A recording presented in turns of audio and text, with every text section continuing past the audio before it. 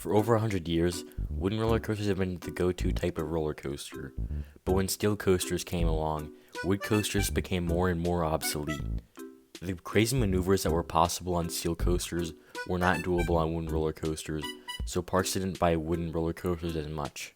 That being said, in 2003, Intamin breathed new life into wooden roller coasters by opening Balder at Liseberg, a prefabricated wooden roller coaster. They built 4 of these, and we will be talking about one of 4 in this video, along with the theme park area that it's in. Really quick before I start, please subscribe and leave a like. It motivates me to push out more content like this. Let's start the video. In 1995, Viper opened at Six Flags Great Adventure in the place of the old Ultra Twister roller coaster, which was removed in 1989. Originally, after the Ultra Twister was removed, it was actually going to be home of one of the old tracks from the Lightning Loops roller coaster, but eventually, these plans had faded as they sold a side to Premier Parks, which they put at Frontier City, and Six Flags relocated the other side to Six Flags America. They needed a roller coaster to fill that spot, and eventually, they purchased Viper. It was a toga roller coaster with multiple inversions. It would be in the Frontier Adventure section of the park. It would be 88 feet tall, 1,670 feet long, and would reach speeds of 48 miles an hour. However, Six Flags bought this ride as a prototype right off the Togo plant grounds, and unfortunately, this made the ride very unreliable. The ride put a lot of stress on the track. The trains damaged the ride joints and track sections had to be re-welded because of this. In just 10 years of the ride's operation, entire sections of the ride's rails had to be replaced, which was extremely rare for a roller coaster. In 1999, Medusa, later renamed Bizarro, opened just a couple hundred feet away from Viper, which made it decline in popularity. This ride basically became obsolete. Why would you ride Viper when you could ride Medusa? Medusa is by far the better ride. Taller, faster, smoother, longer, more inversions. I mean, the choice is clear. As the ride got rougher and rougher and less people rode it, the area around Viper was getting worse and worse each season. Great Adventure made the decision to remove Viper and put in a better ride. In 2005, the ride never reopened. And how did they cover it up? Well, they didn't really. They still announced it. But to make it quieter, they opened the tallest, fastest roller coaster on Earth. When everyone else was in the Golden Kingdom waiting in 5-hour lines for King Ka, which I have a video about, I'll link it in the description, not many people noticed or cared that Viper was closed for the whole 2005 season and was beginning to be dismantled. By the end of the summer of 2005, 3 other rides were also removed besides Viper. A rotor called Taz Tornado, Rodeo Stampede, a Huss breakdance, which was carefully disassembled as it was going to find a new home in the south at Six Flags Over Texas. Then lastly, a kiddie carousel was removed. They also removed the Pedro's Pitch game building, a waffle cone stand, the Dry Gulch shooting gallery, and a fountain. Trees around the Rolling Thunder roller coaster were cut down, and Viper's area was all the way back to where it was started a bit more than 10 years prior. A giant, empty, sad lot. The difference this time is Viper's station was still left intact. Since the station was still there, Great Adventure fanboys began speculating a brand new, major roller coaster replacing Viper. Now, you guys won't believe this, but the Great Adventure fanboys were actually right. Shipments from Intamin arrived from Switzerland, which contained wooden roller coaster rails. This new ride could be none other than an Intamin prefab. The same year that King Ka and the Golden Kingdom, the park's largest expansion to date, Six Flags Great Adventure announced another major expansion. On September 28, 2005, the park announced El Toro. El Toro would be an Intamin prefabricated wooden roller coaster. It would be 188 feet tall, reach speeds of 70 miles an hour, would have a length of 4,400 feet, and would feature a shocking 76-degree drop, the steepest drop on a wooden roller coaster at the time. It would also be the 3rd tallest and fastest wooden roller coaster in the world. Something that's interesting, they said the ride would be 188 feet tall and would be the 3rd tallest wooden roller coaster, but these weren't true. El Toro was listed at 181 feet tall in RCDB, and I could not find a wooden roller coaster besides Son of Beast that was taller than El Toro in 2006. The only ones that came close were the original Rattler at Fiesta Texas at 179 feet and Colossus at Heidi Park at 164 feet. If anyone knows the answer to this, let me know in the comments. Speaking of Colossus, this coaster would be very similar to Colossus, also an Intamin prefab. In fact, it almost had the exact same first half, filled with airtime and positive Gs, but El Toro cranked it up a notch with tighter valleys, steeper inclines, and sharper hills, if you will. Colossus was already considered to be one of the best roller coasters in the world, so Great Adventure fans were very excited to see the addition of El Toro. When the 2005 season began to grind to a halt, construction crews working on El Toro cranked up the speed to 11 to beat the winter weather. The removal of walkways and structures to make way for the massive roller coaster continued as more parts arrived from Europe. By October 28, 2005, most of the footing on El Toro's lift hill had been poured, and erection was set to start at the bottom of the lift hill by Halloween. On the final weekend of 2005 operating season, El Toro had officially began vertical construction. The amount of clearing required for El Toro was incredible. First, you had Viper, then all the small rides that I mentioned earlier, all the trees, and according to the construction journal, 54,000 square feet of footpath had to be removed for the Plaza del Carnaval area. By November 11th, the lift hill was already 75 feet tall, and sections of track had already been installed at the bottom of the lift hill.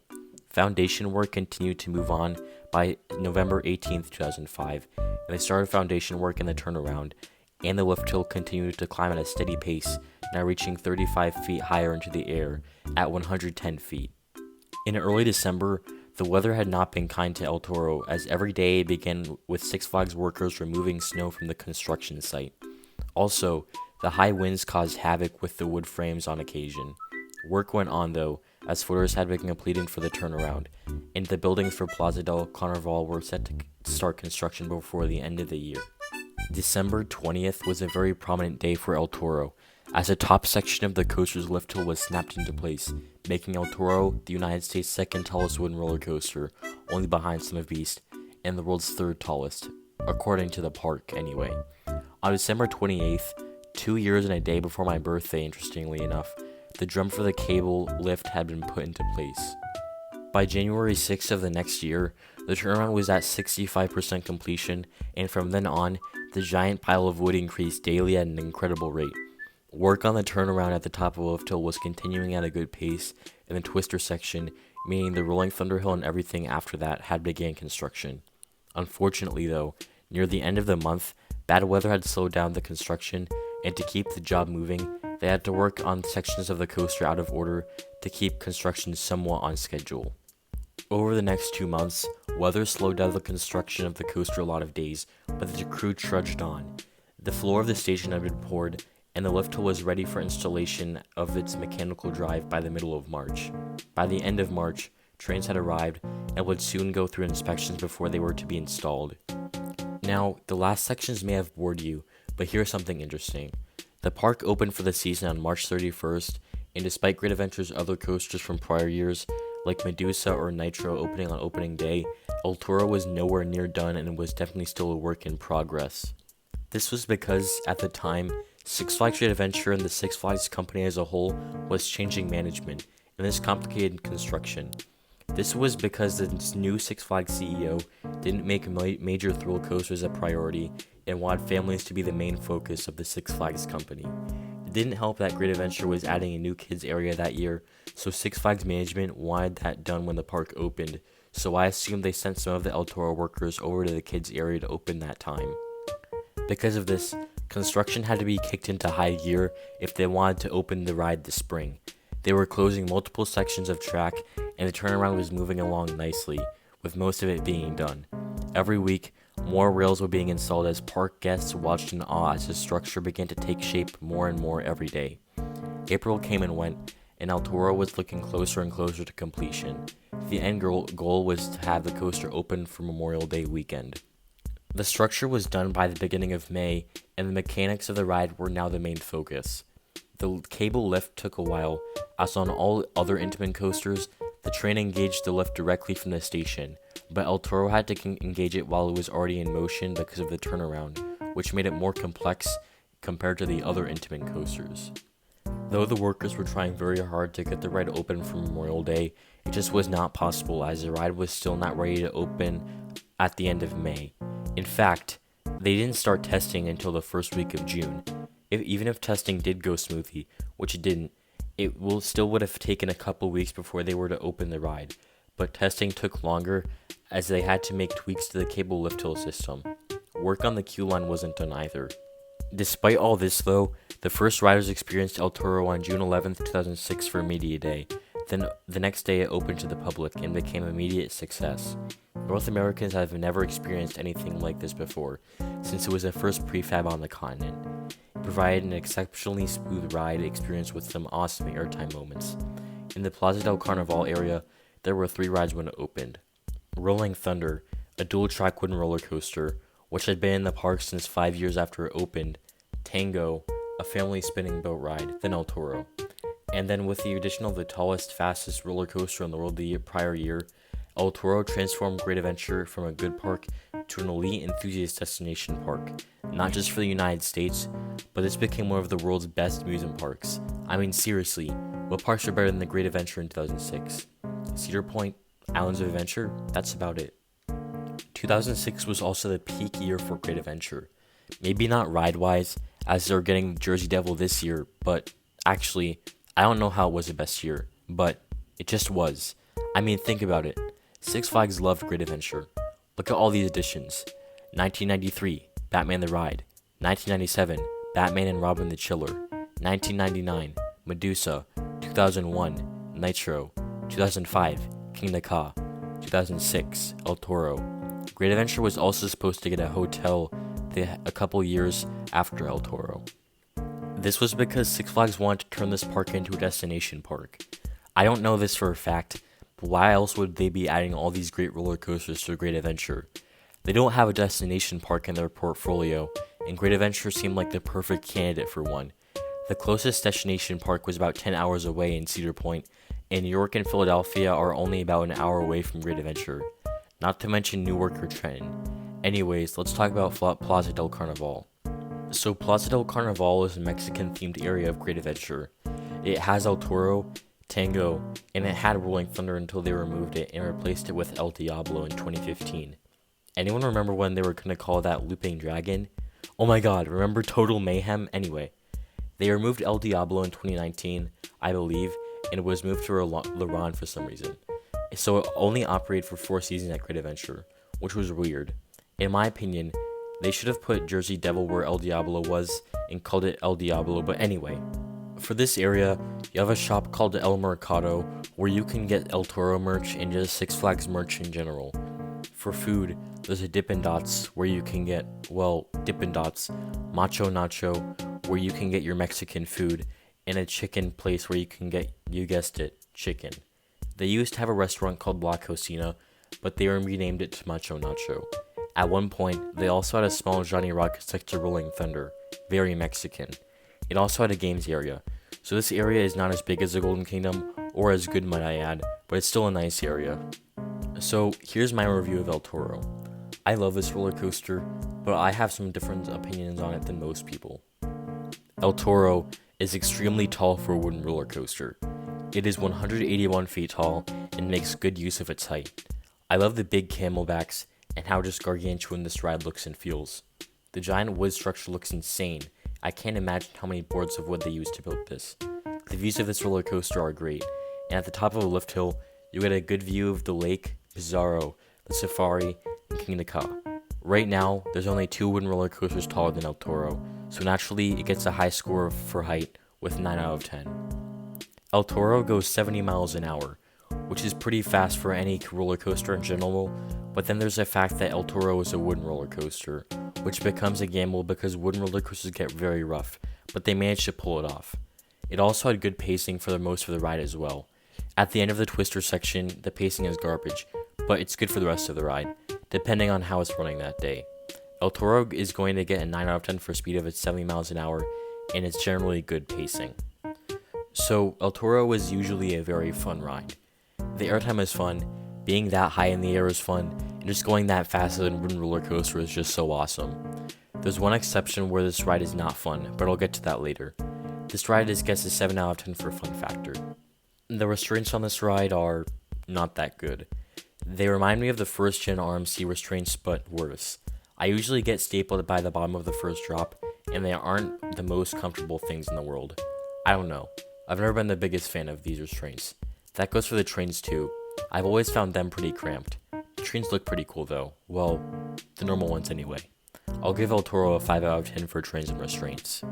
Length is the next category, and El Toro is pretty long, at 4,400 feet. However, I have a problem with El Toro's length. For one, it feels kind of short. Oh, Adrenaline, why do you like King Nika? That's way quicker, El Toro. You're so stupid, ha ha ha ha ha ha ha ha ha. Hear me out for a minute. What percentage of El Toro's elements are good? So, El Toro has, 11 elements? And the good elements are the drop, the 2 camelbacks, the turn into the rolling Thunderhill, and the rolling Thunderhill. So 5 good elements out of 11 good elements. What percentage of King Nika's elements are good? It has 3 elements, if all 3 are really, really good. This is my problem with El Toro. I wouldn't have a problem with it if its length, if every element was good, but not every element is good. So yeah. Next category is smoothness. The first few times I rode El Toro in 2019, it was pretty smooth ride. A little bit jittery, but I didn't have a problem with it. In 2020, on both of my rides, this thing hurt. Badly. The turnaround of this ride is actually shit. Dog water, I'm telling you, it's so bad. Then the I-305 style turns are rough too, and they hurt. The valleys of this ride aren't as rough as the turns or the turnaround, but it's still kind of noticeable. Oh, Adrenaline, but King Nika video, you said that King Nika got a 10 out of 10 for smoothness, and you also said that you thought it was rough. Ha ha ha ha ha ha ha. So dumb. King Nika's roughness adds to the ride. It makes it more fun, more insane. On El Toro, while it does make it more insane, it hurts, and it makes the ride worse. This category is G-forces, so we'll be ending out on a positive note. This is El Toro's best category. El Toro has some really good negative and positive G-forces with the giant camelbacks, the rolling Thunderhill, and all the valleys in between. The valleys on this ride are really tight, so this ride pulls a lot of Gs. Also, I just wanted to mention that the speed hill is really bad. There's no airtime. But El Toro gets 9 out of 10 for forces. I can't give it a 10 out of 10 because some of the forceful areas hurt, but usually the forces are really good. So my final thoughts on El Toro are, this ride is really good, but it could be better. In between the really good elements, there are some elements that are just really bad. Like the turnaround sucks, the speed hill sucks, and the twister section is pretty bad. But the good elements make up for it. It's also too short for only having 4 or 5 good elements. So all around, I give this ride a 10 out of 10, but I need to get more rides on it. I've only gotten 4 rides, and 2 of them were pretty bad. I really need to get back on this soon. And yes, I think King Nika is better than El Toro. For now. So that's about all I got for you guys today. So to wrap up this video, I wanted to thank all of you for watching and giving me all this support recently. Sorry for not talking about Plaza del Carnaval that much, by the way, in this video. There wasn't that much I can find on it, but whatever. El Toro was a lot more interesting anyway. So I'd like for you to guys consider subscribing. It helps motivate me to make more videos like this. See you guys in the next one.